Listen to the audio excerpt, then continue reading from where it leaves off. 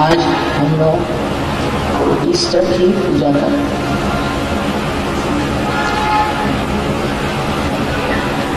आज सहयोगियों के लिए एक महत्वपूर्ण दिन, क्योंकि ईसा मसीह ने दिखा दिया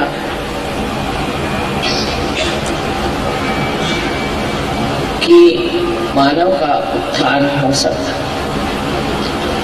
और उस उत्थान के लिए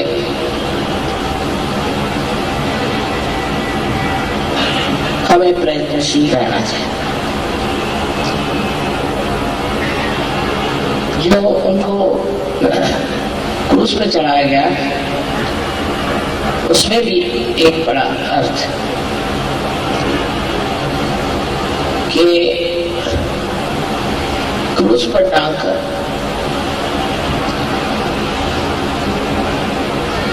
उनकी हत्या की गई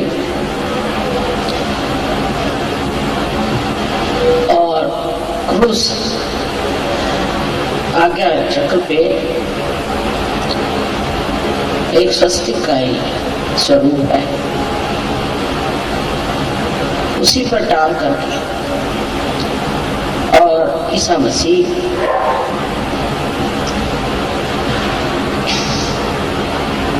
वहीं पे गत प्राण।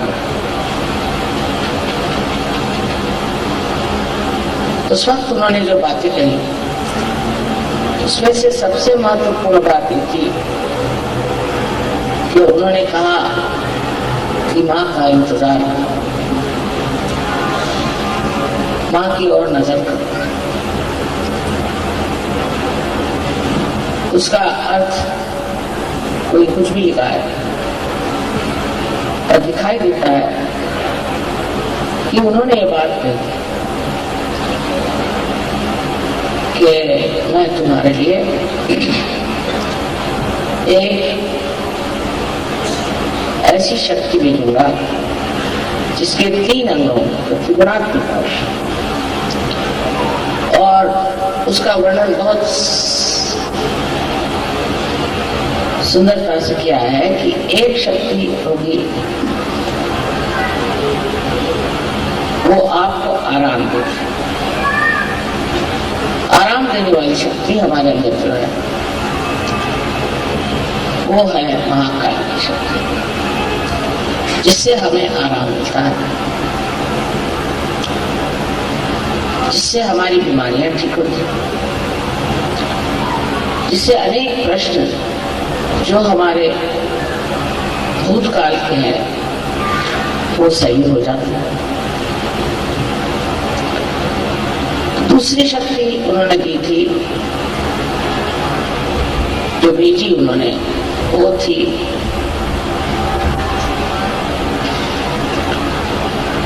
महासरस्वती। महासरस्वती उन्होंने काउंसिलर का, मैंने जो आपको समझाएगी, उपदेश करेगी, जैसा वर्णन योग निरूपण कराएगी। यह दूसरी शक्ति से जिससे हम ज्ञान, सूक्ष्म ज्ञान को प्राप्त होगा। और तीसरी शक्ति महालक्ष्मी की, जिससे कि हम अपने उत्थान को प्राप्त होंगे, रिडम्पशन। इस प्रकार 3 शक्तियों की उन्होंने बात की थी। और बुद्ध ने भी कहा था कि मैं तुम्हें मात्रया भेजूं। मैंने 3 तरह की माँ, 3 तरह की माता या माताएं एकत्रित आई, मात्रया। लोगों को समझा मात्रया क्या होता है, मैत्रेया करते हैं। ये जो मात्रया थी ये एक साथ आदिशक्ति नहीं हो सकती, और आदिशक्ति को उन्होंने कहा तो जरूर होगा कि प्राइमोर्डियल मदर, लेकिन जिन्होंने बाइबल को ठीक किया उन्होंने उसको होली घोस्ट बना दिया और उसके जगह कबूतर बना दिया। क्योंकि जिन्होंने बाइबल को ठीक किया उनको स्त्री जाति से बहुत नफरत थी और वो विश्वास ही नहीं कर सकती कि कोई स्त्री भी कोई ऐसा ऊंचा कार्य कर सकती थी। उस नफरत के कारण उन्होंने उसका रूप अजीब सा बना दिया, होली घोस्ट। और दूसरी बात कही कि वो एक कबूतर का मतलब है कि वो एक शांति की दूत हो, लेकिन स्त्री की बात ही नहीं कि वो कोई स्त्री होगी या नारी होगी। और अपने शास्त्रों में कहा गया है कि सहस्रारे महामाया, तो वो महामाया स्वरूप होंगी, लोग उन्हें पहचान नहीं पाए। पहचानने के लिए भी आपको आत्म साक्षात्कार लेना पड़ेगा।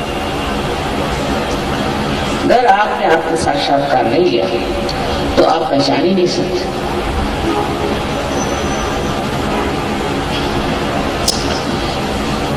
अपने जीवनी में उन्होंने जितना खुलकर कह सकते कहा, न जाने उसमें से कितनी बातें इन्होंने बताई और कितनी नहीं बताई और छुपाई, तो भी कुछ कुछ सत्य उसमें प्रकटित है, उसको वो नहीं बदल सकते। सहयोग के लिए ईसा मसीह का आना बहुत जरूरी है। वो स्वयं एक चिर बालक है और ये तो अब सिद्ध हो गया कि वो गणेश का अवतरण है। गणेश का अवतरण संसार में एक ही बार हुआ और वो ईसा मसीह के रूप में। इन तीनों का कार्य जिसे हम कह सकते हैं बुद्ध, महावीर और ईसा मसीह, जिस स्तर पे हुआ वो स्तर तपस्या और इसलिए मूर्धा में विराट के मूर्धा में इन्होंने कार्य किया और तीनों कार्य में तपस्या कर कि मनुष्य को तपस्या करनी चाहिए और तपस्या करके ही वो आज्ञा चक्र को भेज सकता है और बाहर जा सकता है। आज्ञा चक्र का भेद होना अत्यावश्यकता नहीं, तो उसके बगैर आपकी कुंडलिनी ऊपर उठ ही नहीं सकती। आज्ञा चक्र का भेद ईसा मसीह के उत्थान से, रिजरेक्शन से हुआ। पहले उनकी मृत्यु हुई और उसके बाद उनका उत्थान हुआ। सो हम लोगों के लिए एक बड़ा भारी संदेश ईस्टर में कि ईसा मसीह के उत्थान के कारण ही हम लोगों ने इस उत्थान को प्राप्त किया। सबसे मुश्किल चक्र है इंसान में, मनुष्य में आज्ञा चक्र, क्योंकि मनुष्य हर समय सोचते रहता है, सोच सोच के उसके सर में एक मन की बुलबुले की स्थिति बन जाती है और उससे वो परे नहीं जा सकता, विचारों से परे नहीं जा सकता। जब आज्ञा का भेद होता है तभी आप विचारों से परे जाते हैं। इसलिए ये कहना चाहिए कि अगर ईसा मसीह ने अपने प्राण दे करके और आज्ञा से उत्थान न किया होता तो सहज मुश्किल हो जाता। कार्य तो सभी अवतरणों ने किया अपने अपने स्थान पे, अपने अपनी जगह, अपने अपने समय पे, लेकिन जो कार्य ईसा मसीह के उत्थान से हुआ ये बहुत ही कमाल की चीज थी। इसीलिए आज्ञा का खोलना कोई मुश्किल चीज नहीं, आज्ञा से ऊपर उठाना कोई मुश्किल चीज नहीं। जितने गुरु हो गए, बड़े बड़े महान गुरु, उन्होंने बहुत कार्य करे, उन्होंने बहुत कुछ ऐसी बातें करी जिसके कारण लोगों में जागृति हुई, धर्म की ओर रुचि हुई और आत्म साक्षात्कार की ओर ध्यान आकर्षित हो। वो अपने देश में आए थे और आए क्योंकि वहां के जहाँ रहते थे वहां के लोगों की जो दृष्टि थी उसमें सूक्ष्मता नहीं थी, आध्यात्म नहीं था, इसलिए वो हिंदुस्तान में आए और कश्मीर में वो शालीमार राजा से मिले। शालीमार ने उनसे पूछा कि तुम्हारा क्या नाम है? तो उन्होंने कहा कि मेरा नाम ईसा मसीह। मसीह माने जो कोई संदेश लेकर आता है। और मैं उस देश से आ रहा हूं जहां सब म्लेच्छ माने जिनको मल की इच्छा थी। अब आप देखते हैं कि विदेशी जितना भी कार्यक्रम होता है वो मल की इच्छा करते हैं। लोगों को पता नहीं कैसे मल ही अच्छा लगता है, एकदम पागलपन ही अच्छा लगता है। आप उनकी फिल्में देखिए तो समझ में आता है कि पागल है कि क्या है। सो हमारे देश में पहले लोगों को म्लेच्छ कहते थे, माने मल की इच्छा करने वाले म्लेच्छ। और इनको मल की इच्छा है और मैं वहां कहाँ जाऊं, मेरा तो देश यही है क्योंकि मैं आध्यात्म में बैठा। तो शालीमार ने कहा कि आप इतने पहुंचे पुरुष हैं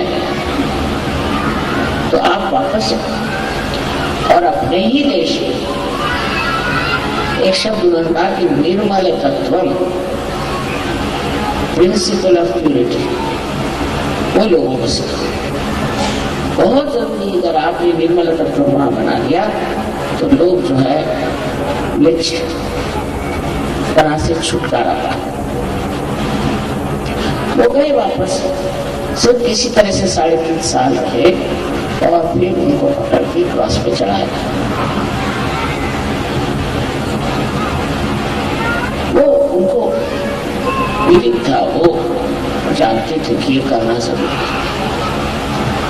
लेकिन जिस शाह से उन्होंने अपने प्राण त्याग, एक अद्भुत व्यक्तित्व था, ये जाहिर होता है। और इतने थोड़े से साल में 3.5 साल उन्होंने अपनी जिंदगी में जो कार्य किए हैं वो बहुत महान है। ये जरूर है कि वो किसी को आत्म साक्षात्कार दे नहीं पाए, क्योंकि उस वक्त ऐसे सत्य को खोजने वाले नहीं थे जैसे आपको। मेरे नसीब अच्छे हैं और इसलिए ये कार्य जो हुआ वो आत्म साक्षात्कार के पहले का कार्य हुआ। माने ये कि लोगों ने जाना कि इस मनुष्य जीवन से परे भी कोई और जीवन है। उन्होंने उसमें कहा कि तुम्हें फिर से जन्म लेना, खुद भी उनका उत्थान फिर से जन्म लेना। और अपने यहाँ भी कहते हैं कि दूसरा जन्म जैसे एक अंडे से पक्षी निकलता है, उसी प्रकार जब होता है तभी उसे द्विज कहना चाहिए, जिसका दूसरे बार है। और जब उसका परिवर्तन हो जाता है पूरी तरह से और वो उसमें पूर्णतया शक्ति आ जाती है, तो संसार में कहीं भी उड़ के चला जाता है, उसके पास सारी संचार शक्ति आ जाती है। So how significant is Easter and why Christ? He came on this earth because he had learned the idea, he had practiced the idea, or we can say that he was an expert on this, that he could himself surpass that hurdle by which he becomes Vadija. But he was that already. But how are you to believe that you can be Dvijas? You can be reborn. It was said by every religion, by every prophet, that you are to be born again. Unless and until you are reborn, that means baptism, not this kind of baptism, but the real one, unless and until this shell is broken on your fontanelle area, you cannot become the Dvija. It is written in all the scriptures, said by all the prophets. Somebody had to show you that this can be done. He being the divine power itself, the Pranava, he being the Brahma itself. His rebirth was resurrection, bodily resurrection. While yours is a resurrection which is in your consciousness.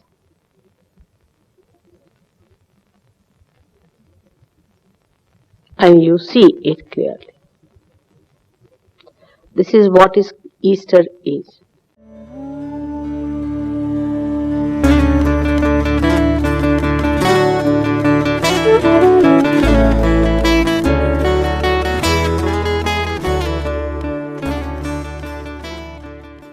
उत्थान की विशेषताएं हैं, उसको समझ लेना चाहिए। उत्थान होने के बाद आपको सूक्ष्मता आनी चाहिए।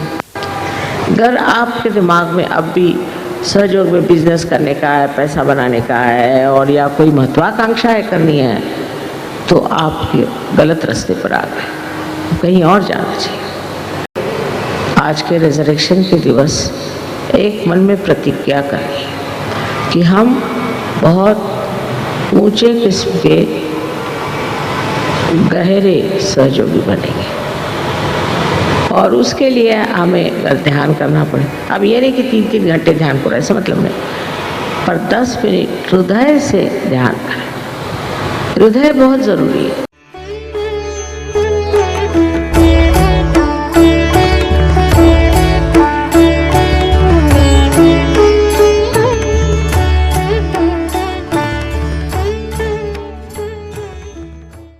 जैसे ईसा मसीह जब कब्र से उठे थे तो और भी खिल गया था उनकी बातें और भी सुंदर हो, और भी खुल के वो बातें। इसी प्रकार हमारे लिए एक वो बहुत बड़े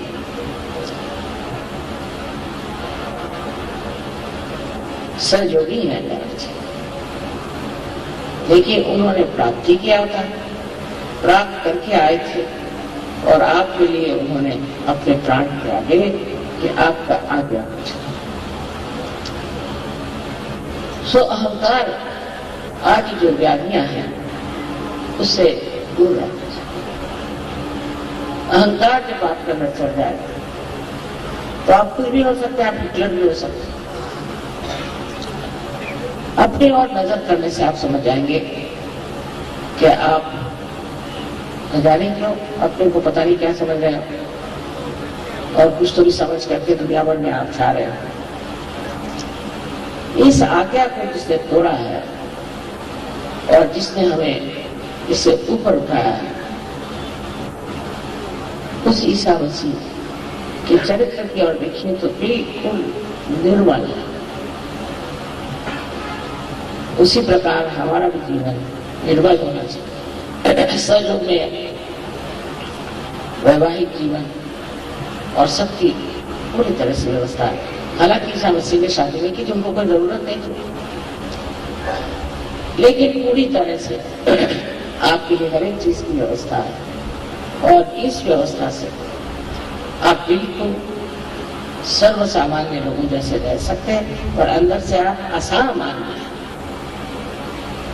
और अपने विशेषता को समझते हो, जैसे ईसा मसीह अपनी विशेषता को समझते, जैसे सूफी लोग अपनी विशेषता को समझते थे। अकेले अकेले उन्होंने दुनिया से लड़ाई की और दुनिया में इतना कार्य किया, तो आपके फिर इतने भाई बहन सारी दुनिया में चले, तो कितना आपके अंदर आत्मविश्वास होना चाहिए। आप अकेले नहीं हैं, सब लोग एक ही बात कहते हैं, सबको एक ही चीज प्राप्त होती है।